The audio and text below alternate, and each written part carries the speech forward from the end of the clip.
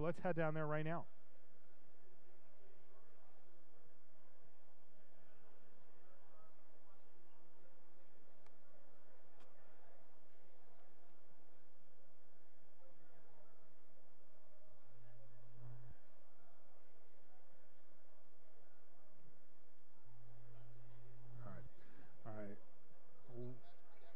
All right, so we are looking at Magic the Gathering. Welcome to Grand Prix Philadelphia, round 3. We are telling the players they are good to go. We have Gerard Fabiano on the right here versus David Austin on the left, and it looks like Gerard was already ready with his turn 1 play. It looks like a Selesnya Guildgate and an Azorius Guildgate to follow up by David.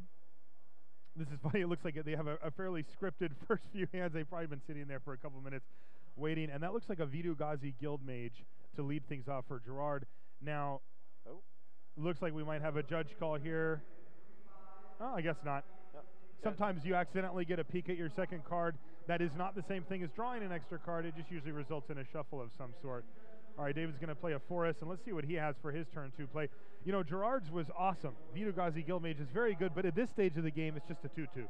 Right now, his opponent played a green land and a white-blue land. He might not be able to kill the Vitu-Ghazi Guildmage ever. Yeah, and the Vitu-Ghazi Guildmage will give inevitability to Gerard. And Gerard has a key rune. He's getting closer and closer to the 6 mana that he needs to activate his Vitu-Ghazi Guildmage and just start making centaurs. Yeah, and then making more and more centaurs. So David either has to find an arrest, Tristani's Judgment, or enough evasion creatures to be able to kill Gerard before his turn 2 play just wins him the game. Yeah, it's a very, very strong play. Now, I see it. Is that a Sundering Growth there in David's hand? It is. So he can kill off the key rune. He could kill off the key rune. But he doesn't have any token creatures in play yet, so he won't be able to populate. Right. All right, well, he's going to lead off with an attack because he feels like there won't be a trade here. Looks like Gerard wants to know how many cards he's got in his hand first. And indeed, he does battle in there to take first blood, so Gerard's going to drop to 18, but he's actually looking pretty good on the board. Let's see what David can follow up with. This is going to be an important turn for him. So we see that he has a Eyes in the Skies. I see that.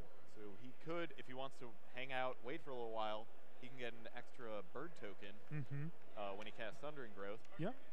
But if he doesn't have another good play here, probably isn't going to want to give Gerard that much more mana. Yeah. So do you think he's worried about Gerard untapping and playing a 5-drop that, you know, is better than whatever he's going to do on turn 2 here? Yeah, it looks like it. Is. That but interestingly, no third land. I thought I saw lands in his hand. Did I see that? I thought I saw a bunch of lands in his hand. Not sure. We'll have to wait until he. We'll take a look. Yeah. Now, again. Seller of Songbirds for Gerard. Yeah. Now, no, he has a land. He just forgot to play his land.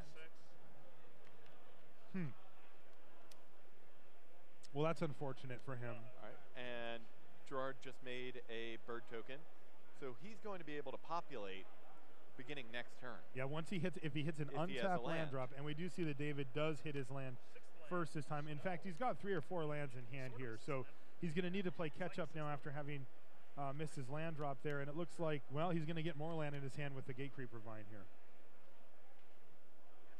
Let's see if he's got another gate. He's already got one on the table. Yeah, that's a Hollowed Fountain. That one doesn't count.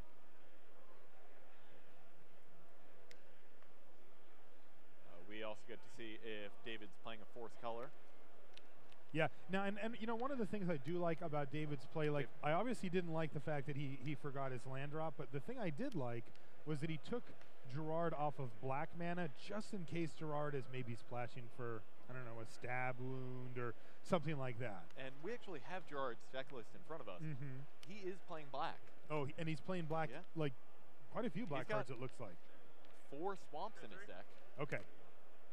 All right, so he's going to battle with everybody. He's happy to trade the Guildmage into David's 2-1.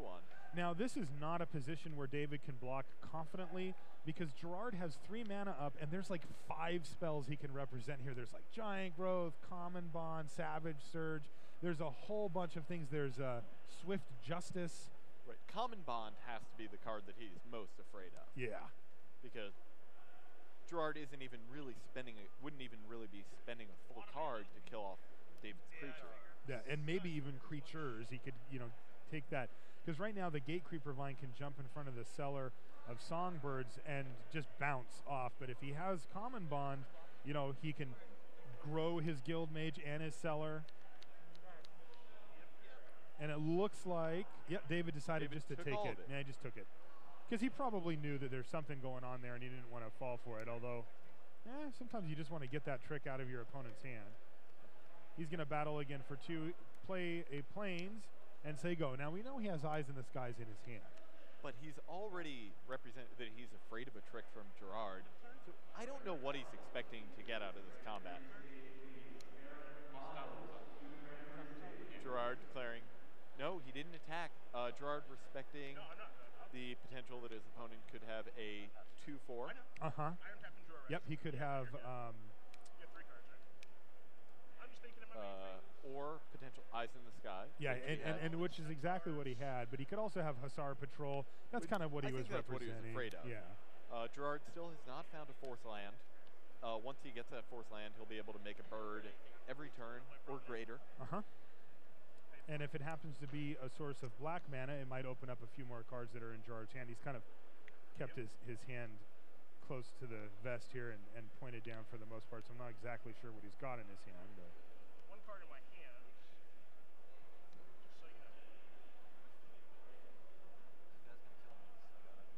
all right, that looks like a Rubbleback Rhino.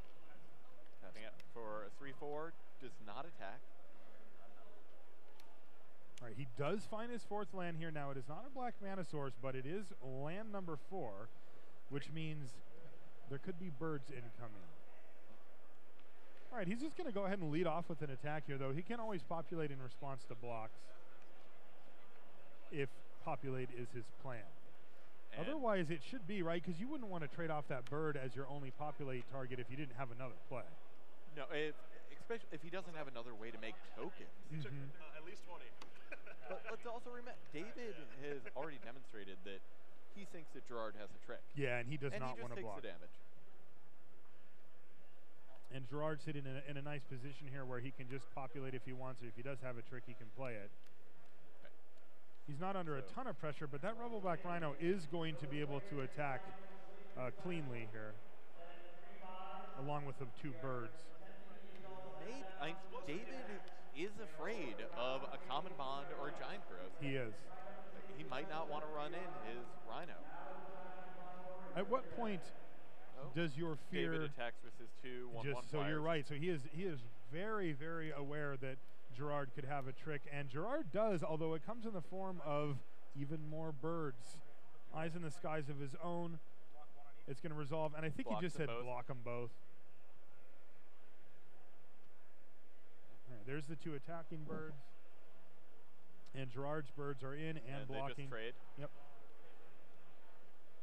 And he keeps the 1 bird back that he had made from the Cellar of Songbirds.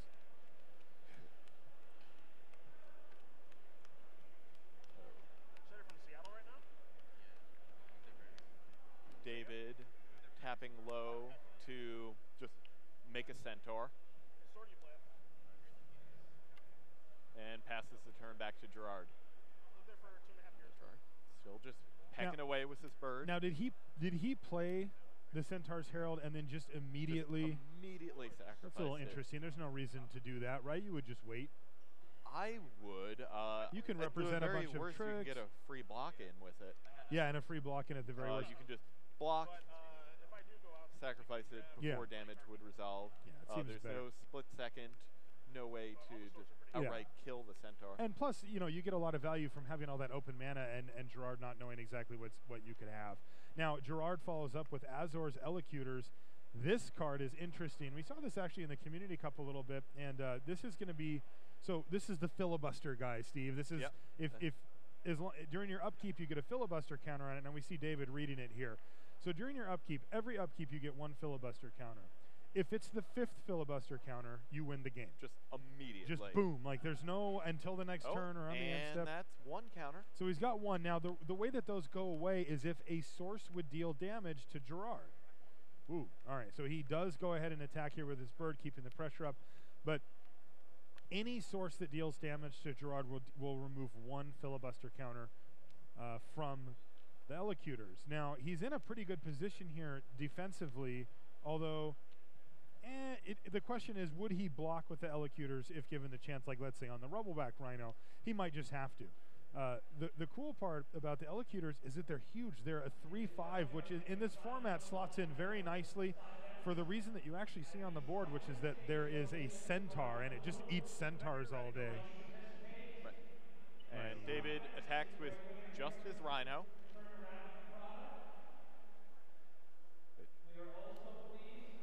And Gerard says double block. Right, so even if David has a Giant Growth, he'll only be able to kill the 3/5. That's right. He can only get his Rhino up to a 6 power. That's right. And there's 7 toughness blocking. Now, this is also a fine spot because if David happens to not have it, then he only trades his Cellar of Songbirds for the Rubbleback Rhino, which is a great trade. Yeah. And we know Gerard has a lot of mana untapped. We haven't seen his hand. No. He could easily have a trick of his own and to remember, go over the top. Yeah, I remember David was certainly concerned about that before, but it looks like he's either given up on being worried about it or just decided he couldn't just sit back anymore because of the Elocutors and jammed in there with his guy. All right. I think we're going to see a common bond here. Get his cards on the board. Get his cards on the board. Yeah. We see that's it is a common bond indeed, and I'm assuming both counters. Yes, both counters go on there. So it is a, it's a 5/6 right now. So that would allow it to take out the Elocutors, and it would also allow it to survive. Does Gerard have anything?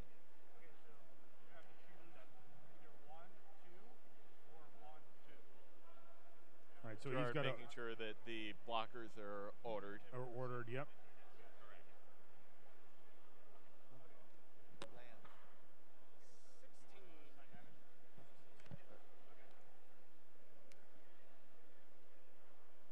And Gerard just lets his Elocutors die. All right, so that was actually a pretty good transaction for David.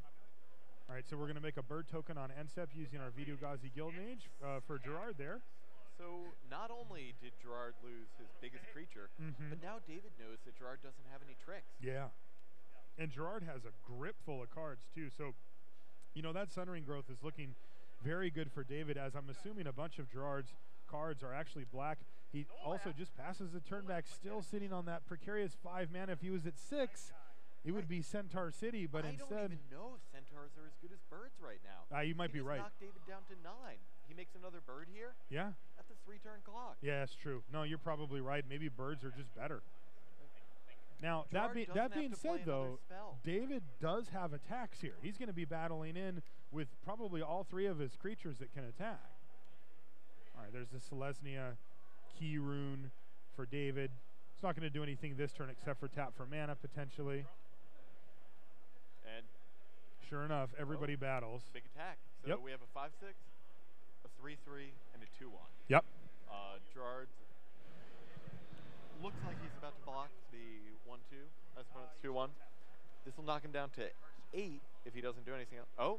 Oops. Swift Justice is going to come in on the Cellar of Songbirds. That's not only going to keep it alive, it's also going to gain him a couple life. Right. So last turn, David played his Common Bond, made his Rhino a 5/6. Gerard's trick was probably the Swift Justice, so he could only get up to 5 damage. Okay, that makes sense. All right, so Gerard's going to fall down to 10 here. He goes up to 18 because of the Swift Justice. Right. And then down to 10 from the other 2 attackers. And even though, David looks like he's having a little bit of trouble here. Gerard made another bird. He did make another bird, and David is under pressure. Gerard is also under pressure with, there's that 6th land. So he now has opened the door for making centaurs if he wants, but I think the more important thing here is that he's got the ability to threaten making a centaur as much as actually making one. Well, the thing, Gerard doesn't need to make any more birds. No. His opponent's dead in 2 turns. Either way. If assuming he doesn't play any flyers or any blockers or any removal spells. Now we see an island here. An island and a guild gate. Yeah, so I don't think he's got anything that's double blue. He's probably just splashing for something in blue, although we don't exactly know what. All right, do you mind if I read your Vitu-Ghazi Guildmage, he says.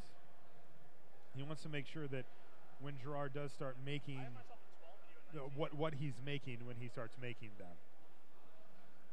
Right. So Gerard could make a centaur to block David's centaur. He and chump block the 5/6. Yep. Now remember, there's also potentially a key rune battling in here as well. He's got the mana set aside. Do you see that? Right below the key rune so that he can make it. It looks like he's doing a little combat math and seeing what's going to happen. But, you know, as you were saying, Steve, he's on a 2-turn clock. Like, he's got to get aggressive here.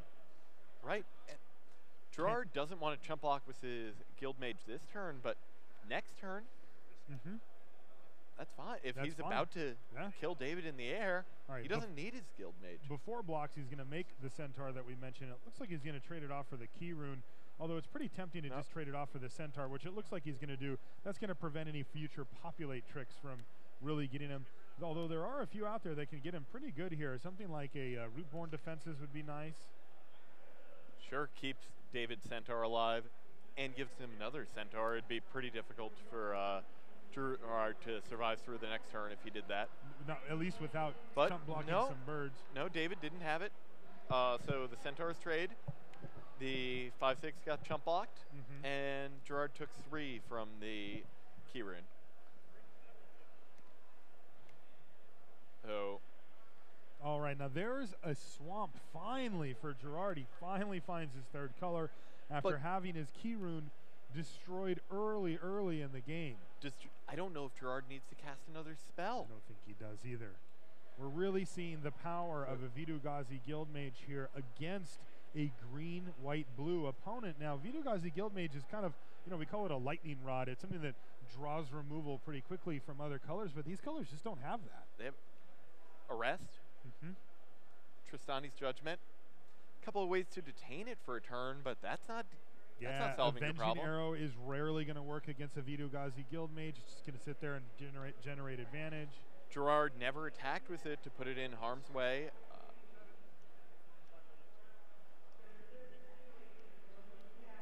David trying to figure out if he has any way to either kill Gerard or survive.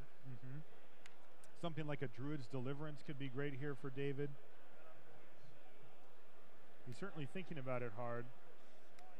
I believe a Fall of the Gavel in his hand. But again, interestingly, like you said, Steve, he doesn't actually have to cast a spell. Gerard doesn't have to cast anything. Right. So David might have to play a spell and then counter his own spell. Yeah, I wonder if he sees that play. Do you think he's aware of that play? That's a pretty high-level play here.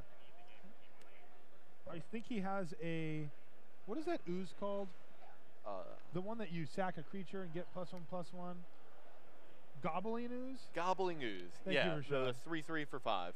Gobble, gobble, gobble. We see Rashad off camera making gobbling gestures. Yes, this is very unsettling.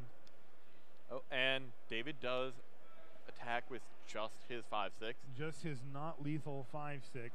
So Gerard trying to figure out if he has to chump block.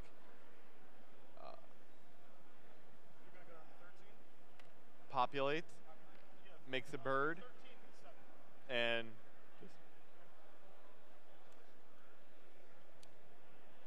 that is an interesting play. Remember, Selesnya Charm does give +2/+2 and trample. That wouldn't do it, but Chorus of Might would. Chorus of Might would indeed, although it looks like we're going to see a land drop here before combat's even finished. So let's get one thing done. The land comes down, and David does not want to play his Gobbling Ooze and counter it, but unless he does that, he's dead. Does he have 10 mana? Yeah, I believe he does. Yeah. Exactly 10 mana. Yeah, but that has to be his play here. Otherwise, he would have activated his key rune and got in there too, right? The question becomes... he's clearly aware that that's an option. Yeah, definitely. So what that means, though, is it worth it? Like, even if he makes this play, is he actually going to end up winning this game? Are there outs in his deck? Now, of course, we don't necessarily know. I do have his deck here, and I can take a look at some of the possibilities. Right, so we know there are cards, like Chorus of Might is probably his best out. Now, he does have one of those in his pool. Right. It did not make it into his deck, however. Oh, and David plays the Gobbling Ooze. Oh, actually, that is only 4 extra lands, isn't it? No, and the key rune. Oh, the key rune, right, of course. So is he going to make this play, or is he just dropping that thing? And he has to, yeah. Yeah, here it is. Says, I'm going to counter my Gobbling Ooze. Is going to put him back up to 10 and give him a bit of a cushion here as Gerard is going to be attacking for 3. That is a lot of turns he just gained by that. All of a sudden, it becomes a 4-turn clock instead of a 1-turn No, it's he only gains 5 life. He goes to 8. Oh, excuse me. Sorry, yeah, you're right.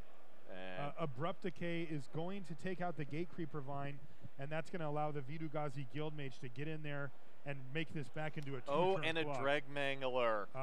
Dregmangler. That's exactly 3, 4, 8. 5, 6, 7, 8. And that's the game. Also, Gerard got a chance to see that David is playing Fall of the Gavel in his deck. And that's definitely something that Gerard is going to be very aware of as we go to game 2 here. Right, and Gerard, whether intentionally or not, played around that Fall of the Gavel perfectly. He sure did. All game. But he made a token every time that David left up a good amount of mana. Yeah, I thought that was pretty interesting that we got to really see how good that Vitu-Ghazi Guildmage. You know, there's a whole cycle of Guildmages now in Return to Ravnica, and I think all of them are quite strong, some of them stronger than others, and in the right situation, the Vitu-Ghazi Guildmage can be the strongest. As we saw there, it was essentially a win condition in and of itself. Yeah. That's very impressive out of a 2-mana creature. Gerard played it on turn 2. He played a Seller of Songbirds and an Eyes in the Skies. And basically nothing else that mattered. Yeah, that last turn he played a couple of spells so that because he saw the avenue to actually get the victory in there, but he didn't need to play those. He was in a perfectly fine situation anyway, and could have just kept pecking away with those bird tokens in the air. Right. Certainly better to just kill your opponent outright at the first opportunity, but he had time.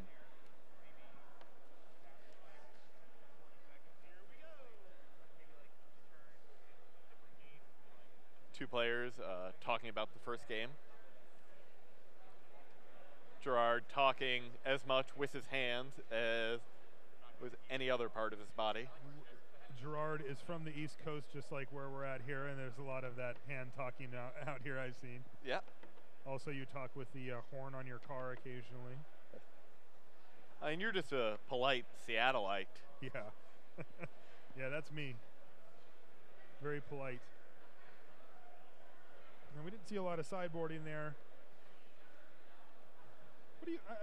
What do you think, Steve, about Fall of the Gavel? That's a card I haven't really been too impressed by. I don't love it in draft, but in sealed, you just have to be able to deal with your opponent's rares. If your deck isn't that fast, you need answers. Yeah, I have found counter spells in general to be a little bit better in this format than I thought they were going to be initially. I have found myself siding board into them. One of the cards that's caught my eye and it's done well for me in draft as well has been Dispel. I like Dispel a lot. Yeah, I know what a big fan you are of cheap spells. Yeah, it's great. And it doesn't get any cheaper than Dispel, and in this format, you're often countering something that costs 6 mana with a Dispel. Oh yeah. No, I love Dispel. I love Mizzium Skin. Oh, you like Mizzium Skin for the similar reason? I think it's great. Protect your guy. I think it's great. And all my creatures are generally pretty cheap. So get to turn 4, turn 5. I usually have a mana to spare. And you know, my opponent just can't resolve a removal spell. Yeah. I have not been a big fan of Mizzium Skin until I realized how good in this format Pursuit of Flight and Deviant Glee are. Oh, I love them. And Ethereal Armor is my favorite. You know, you and Brian David Marshall love you some Ethereal Armor. That's all that we draft. Yeah. So my favorite white guilds in Return to Ravnica draft in order are Selesnya #1. Boros number two, Orzhov #3, and Azorius at a distant 4. Wow, that is insane. I have been trying to make Orzhov work, and I have yet to do it, but I probably have my blinders on to some cards that you don't, and I'll get a primer from you after we're done recording today. Definitely go over it a bit more. Maybe fire off a Magic Online draft. It's possible. Yeah. The Ethereal Armor is just one of my absolute favorite cards in the set. It does. I have seen it be quite good. I've also seen it be fairly mediocre. I like the fact that it kind of plays as almost like a tempo play, where you can play it and all of a sudden something that wasn't going to be able to attack now can. Well, that's the thing. If you have a lot of expensive cards in your deck, then it's kind of whatever. Yeah. Like your ability to maybe punch through for an extra couple of points of damage once isn't going to be a huge deal. No. But if all of your spells are cheap and suddenly your opponent doesn't have any good blocks, you're getting so much out of it. And we see the players are looking at their hands for game 2. Okay. Looks like David kept, and Gerard also kept his 7-card hand.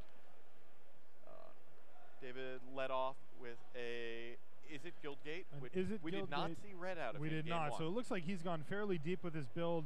Well, while Gerard also is in a solid 3 colors here, like he's pretty spread out. So both of these decks, I would say, fall under the category of pushing. And a swamp. Did he board into a different deck? David was playing green, white, blue last game. I think this is a completely separate deck. Yeah. Wow. So David's throwing us a curveball here. No playing around, follow the gavel here for Gerard Fabiano as a Rakdos Cackler is going to start beating down. Now Gerard plays a Transguild Promenade on turn 2. That's going to open up his entire deck, basically. But again, he just gave up a turn to do that. Now he's on 18 from the Rakdos Cackler. Boom. Oh. Not anymore. Centaur Healer up to for 21. Gerard, back up to 21, and a fantastic blocker, essentially nullifying that Rakdos Cackler completely. Yeah. Now, does David even have a turn 4 play? If not, he's going to be in a lot of trouble. Gerard has all of his colors. I see an Electrickery in his hand. Attacks. All right, he's going to battle in there. It looks like he might just be willing to take a 2-for-1 with the Electrickery here. Gerard blocks. Gerard says, sure. Let's do it. Electrickery away. Is that a Dynacharge? It is. Yeah. David's just going to Dynacharge. Takes a... I mean, it's the same difference. Gerard's up a card. Yeah. Gerard's real happy with that. And then David has no follow-up play either. Yeah, so David saw a bunch of 1 toughness flyers from Gerard in game 1. Makes sense that he would want to keep the Electrickery around. Yep. Dead Revelers for Gerard Fabiano. He is going to unleash it, so it's full 3-4 that cannot block. Saving the Electrickery makes even more sense given that David doesn't have a single creature on the board. Already turn 5. Turn 5, nothing on the board, and he's going to be taking 3 from the Dead Reveler. Let's see what Gerard can come up with on his turn 5. It is the Azor's Elocutors again. And again, he's facing just straight up 0 pressure here.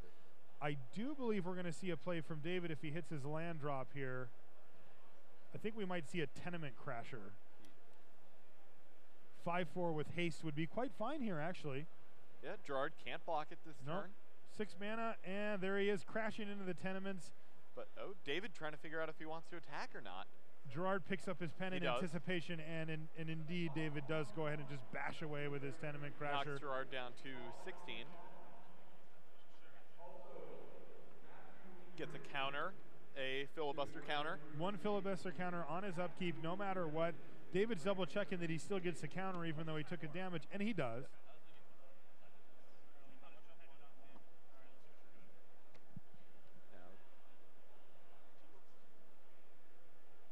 And Gerard just says, you know what, these 3/5s also just attack.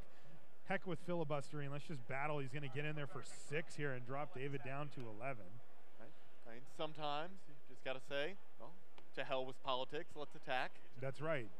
And now, a stab wound. A stab wound post-combat is probably going to lead David to just leave his guy back. Right. Well, it becomes a 3-4, though. Can't really block. Excuse me, a 3-2, and can't actually trade off or anything, although it can chump. But if David doesn't attack, Gerard gets another filibuster counter. And David just, his life total keeps ticking down. Start from the stab leeching downwards.